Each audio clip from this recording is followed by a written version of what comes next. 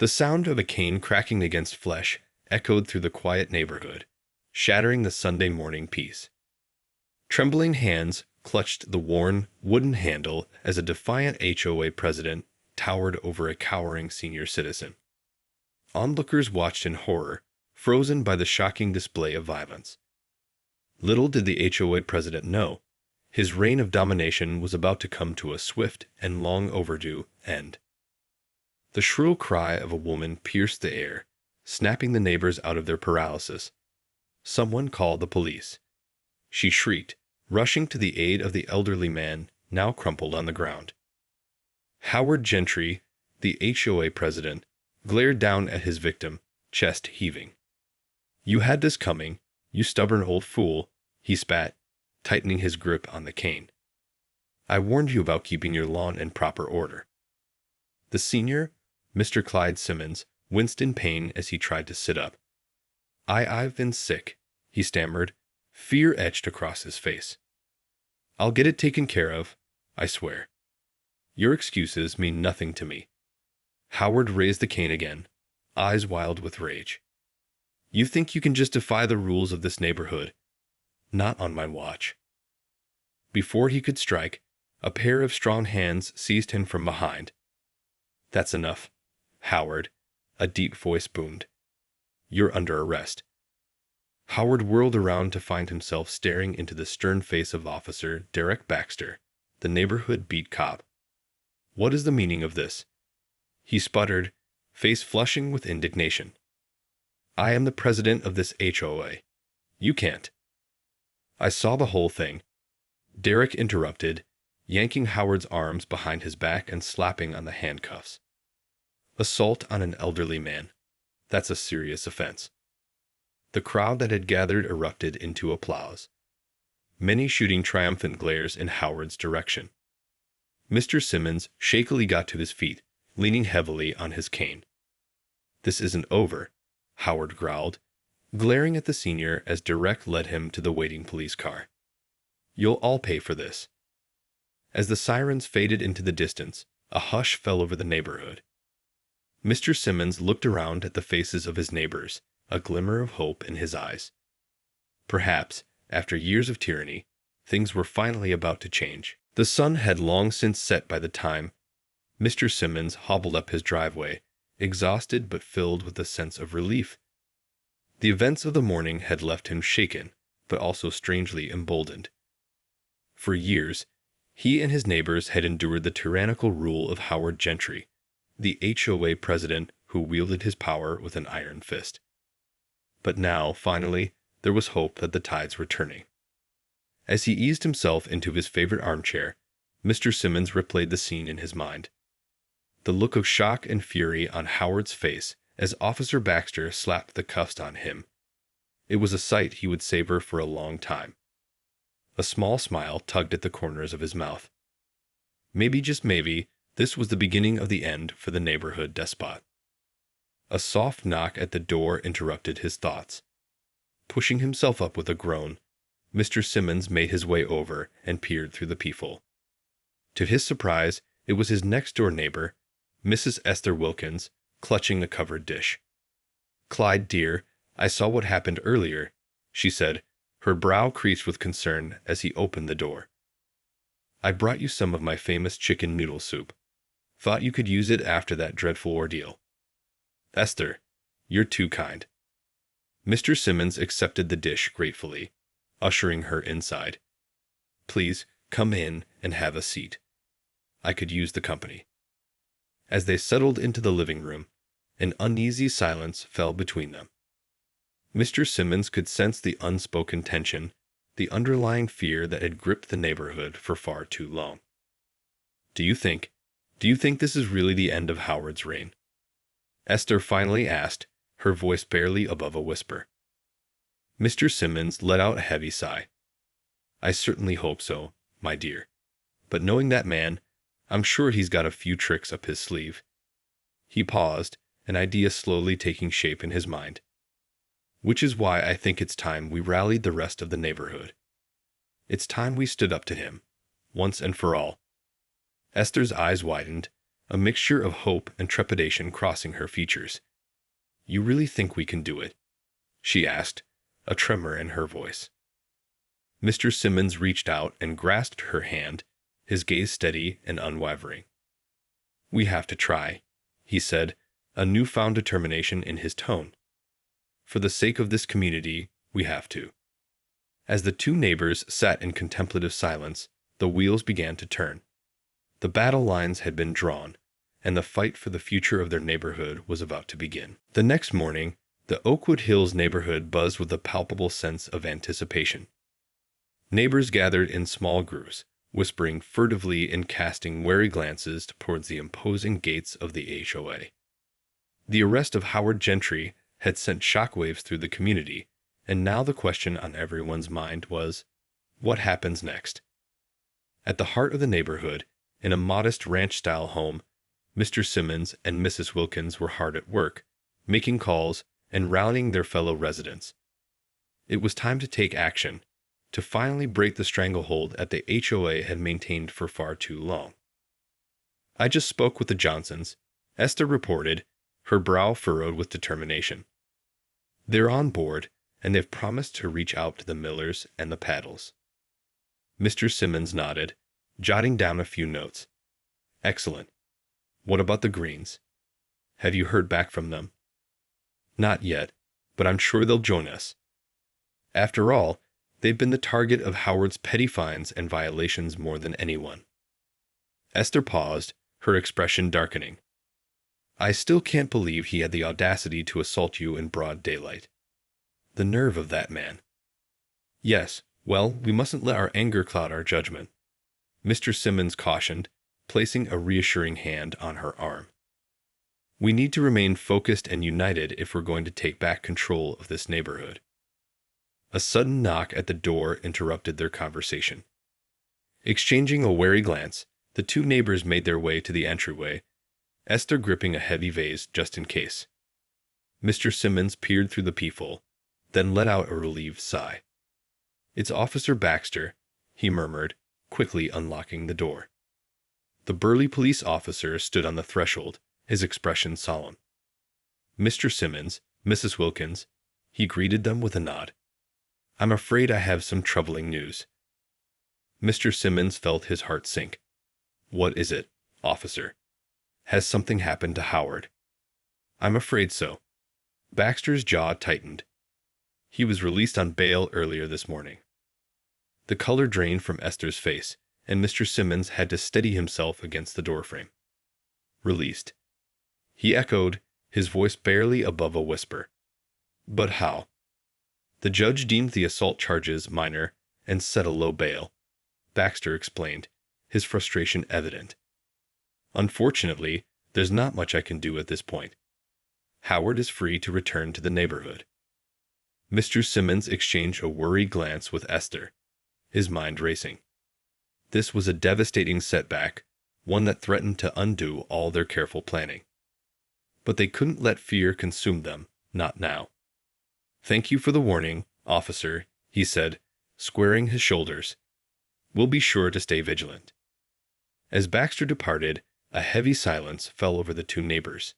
The battle had only just begun, and the stakes had never been higher. The news of Howard Gentry's release on bail spread through the Oakwood Hills neighborhood like wildfire, igniting a fresh wave of fear and uncertainty.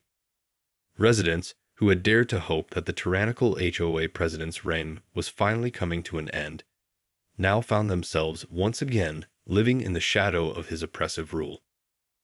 But while some cowered in their homes, Mr. Simmons and Mrs. Wilkins refused to be cowed. They had come too far to give up now, and they were determined to rally their neighbors for one final, decisive stand against the man who had terrorized them for far too long. "We can't let this setback discourage us," Mr. Simmons said, his voice firm as he addressed the gathered group in his living room. "Howard may be back on the streets, but we have the law on our side. All we need to do is convince our fellow residents to stand with us, and we can finally put an end to his reign of terror." Esther nodded, her expression resolute. "Clyde's right. We've got to keep pushing forward, no matter what obstacles Howard throws our way. She paused, her gaze sweeping the room. So, who's with us? One by one, the neighbors stepped forward, each adding their voice to the growing chorus of dissent. The Johnsons, the Millers, the Paddles. They all pledged their support, their eyes alight with a renewed sense of purpose. We'll start by getting the word out. Let everyone in the neighborhood know that we're organizing a meeting to discuss the future of the HOA. Mr. Simmons said, already mapping out their strategy. We'll need to be careful, of course, to avoid drawing Howard's attention too soon. And what if he tries to interfere? Mrs. Wilkins asked, the worry evident in her tone. Mr. Simmons' lips curved into a wry smile. Then we'll be ready for him. This time, we'll make sure he can't wriggle out of the consequences. As the group began to disperse, each neighbor carrying a renewed sense of determination, Mr. Simmons couldn't help but feel a glimmer of hope. They had faced daunting odds before, and they had emerged victorious. This time would be no different. The battle lines had been drawn, and the residents of Oakwood Hills were ready to fight for the future of their community, no matter the cost. The air crackled with tension as the residents of Oakwood Hills filed into the community center, their faces a mix of apprehension and resolve.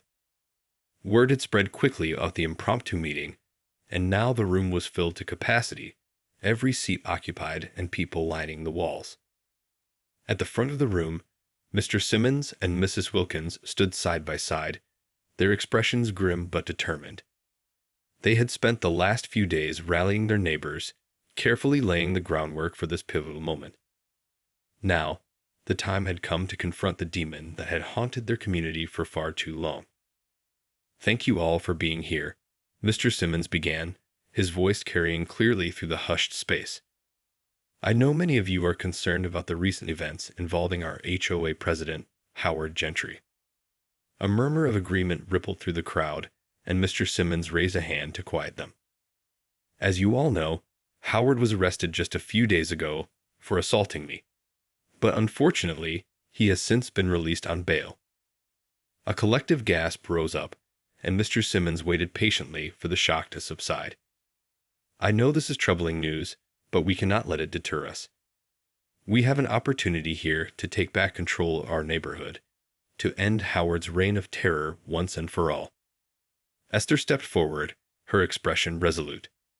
That's why we've called this meeting, to discuss the next steps in our fight against the HOA. We need to band together, to show Howard that we won't be bullied or intimidated any longer. The crowd erupted into a chorus of cheers and applause, and Mrs. Wilkins raised her hands to quiet them. We've already begun reaching out to our neighbors, and the response has been overwhelming. But we need everyone in this room to join us, to lend their voice and their support to this cause. Mr. Simmons nodded, his gaze sweeping the room. This isn't just about me or Esther. This is about the future of our community, about reclaiming the power that Howard has stolen from us. Are you all with us? The response was deafening, a thunderous roar of affirmation that shook the very walls of the community center. Mr. Simmons felt a surge of hope and determination coursing through his veins. They were ready to take a stand, to finally confront the demon that had haunted their neighborhood for far too long. As the cheers died down, Mr. Simmons raised a hand, silencing the crowd. Then let's get to work, he said, his voice ringing with conviction. It's time to take back our community. The days that followed the community meeting were a whirlwind of activity in Oakwood Hills. Fueled by a renewed sense of purpose and determination, the residents sprang into action, mobilizing on all fronts to take down the tyrannical reign of Howard Gentry. Under the leadership of Mr. Simmons and Mrs. Wilkins, a comprehensive plan began to take shape. First, they enlisted the help of a local lawyer, who agreed to provide pro bono legal assistance in challenging the HOA's questionable bylaws and Howard's abusive tactics. Many of these rules and regulations are clearly designed to consolidate Howard's power. Not to maintain the community's best interests, the lawyer, a sharp-eyed woman named Samantha Perez, explained during a strategy session. We'll need to comb through the fine print and find every possible avenue to undermine his authority. Alongside the legal push, the residents launched a relentless campaign to inform and rally their neighbors. Flyers were distributed, door-to-door canvassing was conducted, and a dedicated community website was created to share information and coordinate efforts. The more people we can get involved, the stronger our position will be, Mrs. Wilkins stressed, her eyes gleaming with determination. Howard may have the HOA behind him, but we have the power of the people. And as the groundswell of opposition grew, the residents also took a more proactive approach to challenging Howard's tyranny. Carefully orchestrated demonstrations were held, with neighbors gathering to peacefully protest the HOA's heavy-handed tactics. The local media took notice, and soon the story of Oakwood Hills Rebellion was being reported across the region. Through it all, Howard Gentry remained a looming presence, his fury simmering just beneath the surface. He had been summoned to numerous HOA meetings, where he was confronted by a united front of defiant residents, but each time he managed to wriggle out of any real consequences. "This isn't over," he would snarl, his eyes narrowing as he glared at the crowd. "Mark my words, I'll have my revenge on all of you." But the people of Oakwood Hills refused to be cowed. They had tasted the sweet promise of freedom, and they were determined to see this fight through to the end, no matter what Howard Gentry had in store for them. The tension in Oakwood Hills had reached a fever pitch as the battle for control of the neighborhood reached a critical juncture. Howard Gentry, the embattled HOA president, had been a relentless adversary, using every trick in the book to maintain his grip on power. But the residents, led by the indomitable Mr. Simmons and Mrs. Wilkins, refused to back down. They had fought tooth and nail, rallying their neighbors, challenging the HOA's questionable bylaws, and harnessing the power of the media to shine a light on Howard's abusive tactics. Now the stage was set for a final showdown. As the residents gathered once more in the community center, a sense of apprehension hung heavy in the air. They knew that Howard was not going to go down without a fight, and they steeled themselves for whatever he had in store. Mr. Simmons stood before the crowd, his expression grim but resolute.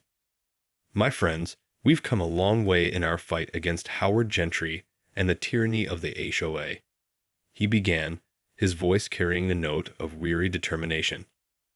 "But I'm afraid our work is not yet done." He paused, letting his words sink in.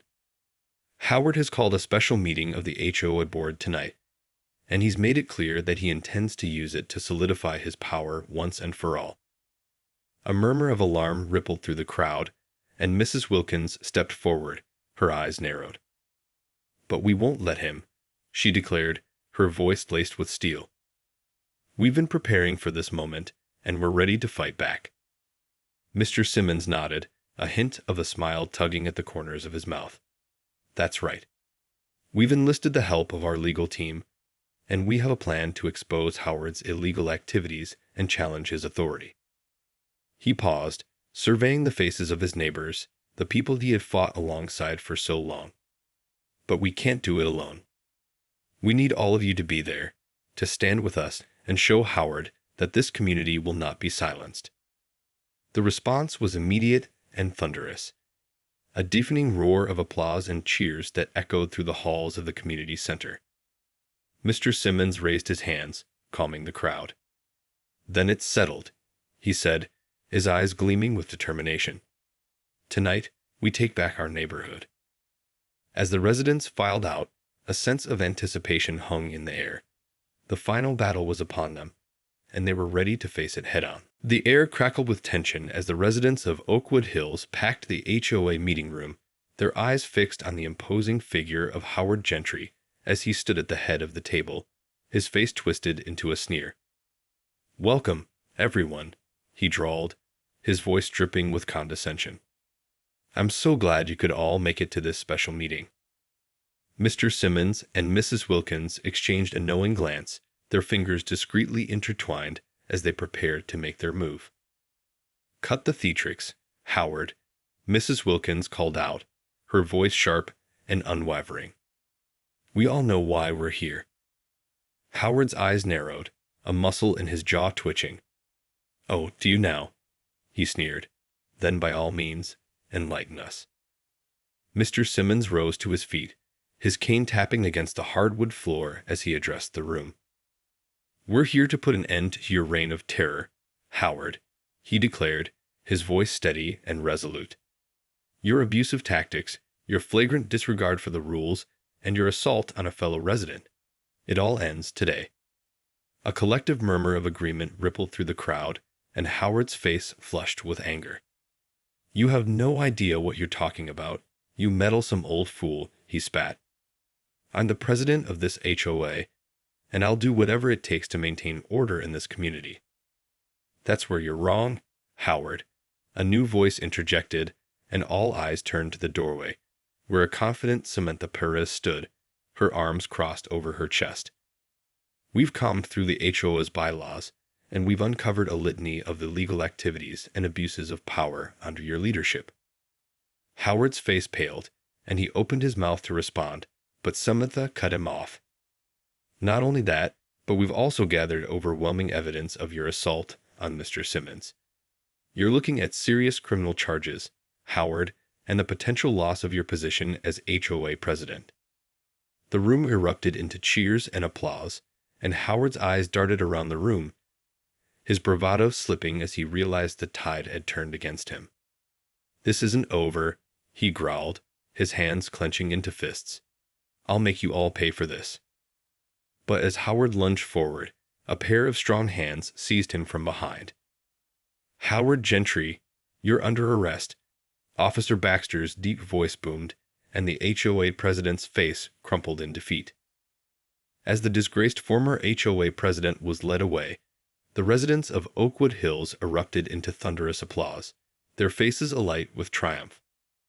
Mr. Simmons and Mrs. Wilkins embraced, tears of joy streaming down their cheeks. It's finally over, Esther whispered, her voice thick with emotion. We did it, Clyde. We took back our community.